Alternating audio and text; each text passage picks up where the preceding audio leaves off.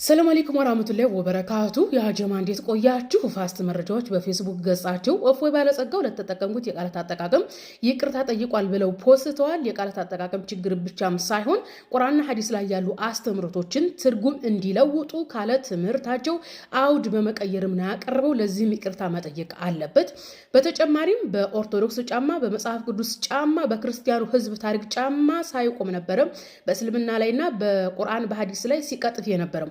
ለምሳሌ ያክል ነብያችን መሐመድ አለይሂ ሰላቱ ወሰለም በ6ኛው በ7ኛው ክፍለ ዘመን ከዛሬ 1500 ዓመት በፊት የተደረገን ጋብቻ ልክ በዚህ ዘመን እንደተደረገ በማቅረብ ሲያጥላላ የነበረ ኦርቶዶክስ ትክክል እንደመስረች ሲያሳይ ነበር። በኦርቶዶክስ ታሪክ እንግዲህ ኦርቶዶክስ ቤተክርስቲያን ራሷ ኢየሱስ ነው ይባላል። የፕሮቴስታንት ቤተክርስቲያንም ራሷ ኢየሱስ ነው። የካቶሊክም ቤተክርስቲያን ራሷ ኢየሱስ ነው። ኢየሱስ ለነዚህ ቤተክርስቲያን እንደ ባል ነው የሚቆጠረው። ባል ሚስቱን እንደሚያዝ ሁሉ ኢየሱስ ክርስቶስ እነዚህን ቤተክርስቲያን ያዛል ተብሏል። ኢየሱስ ክርስቶስ ሴት ልጅ በምን ወቅት ማግባት እንዳለባት አላስተማርም፣ አላዘዘም። የኦርቶዶክስ ቤተክርስቲያን በመጽሐፍ ቅዱስ በፍትሐ ነገሥት የምትመራናት። ፍትሐ ነገሥት ከአዲስ ኪዳንና ከብሉይ ኪዳን የተውጣጣ ትምህርት ያለበት የኦርቶዶክስ ነገስታት ሲመሩበት የነበረ ህግና ስርዓት ነው። በዚህ ህግና ስርዓት መሰረት ለምሳሌ የአፄ ምኒልክ ልጅ ዘውዲቱ በ6 ዓመቷ ለአፄ ዮሐንስ ልጅ ተድራለች። በአውሮፓ የነበሩ የፕሮቴስታንት ነገስታት የካቶሊክ ነገስታት ልጆቻቸውን ከ6 ዓመት የ7 ዓመት የ8 የ9 የ11 የ12 ዓመት እድሜ ድረዋል። እስከ ዛሬ 150 ዓመት ድረስ ማለት ነው።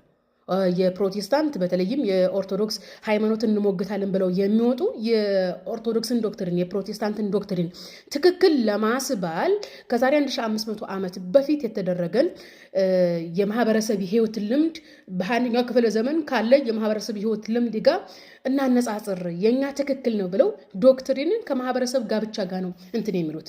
ዛሬም እንጠይቃለን። የቃላት አጠቃቀም ብቻም ሳይሆን በራሳቸው እምነትና በራሳቸው ትርክት ጫማ ሳይቆሙ የሞገቱትን በግልጽ ይውጡና ሰው ቤት ይመረጥና እንሞግት። ለምሳሌ እኛ ቤተሰቦቻችን ኦርቶዶክስ አገር በምትመራበት ሀገር ቤተሰቦቻችን በ9 ዓመታቸው ነው የተዳሩት። በ8 ዓመታቸው በ11 ዓመታቸው በ10 ዓመታቸው ነው የተዳሩት። የኔ አያቴ በ9 ዓመቷ ነው ያገባቸው። አሁንም በህይወት አለች። አላህ እድሜውን ያስረዝመውና 90 ዓመቷ ነው። ኦርቶዶክስ በምታስተዳድርበት ሀገር ማለት ነው። ስለዚህ ኦርቶዶክስ ትክክለኛ ሃይማኖት ከሆነች ሴቶች በ9 ዓመታቸው ሲዳሩ ለምን አልከለከለችም? ኢየሱስ ለምን አልከለከለም? እግዚአብሔር ለምን አልከለከለም? ማርያም ለምን አልከለከለችም? በጎጃምና በጎንደር ብንሄድ የ7 ዓመት ልጅ ባሏ ቤት ትሄዳለች። በነገራችን ላይ መጽሐፍ ቅዱስ ላይ ርብቃ ከነ ሞግዚቷ ነው ያዕቆብ ቤት የገባችው፣ የነብዩ ያዕቆብ ቤት የገባችው። ሞግዚት ብሎ ማለት ግርድና የምትሰራ ይሄ ገረድ ወይም አገልጋይ ሳትሆን የምታሳድጋት ማለት ነው።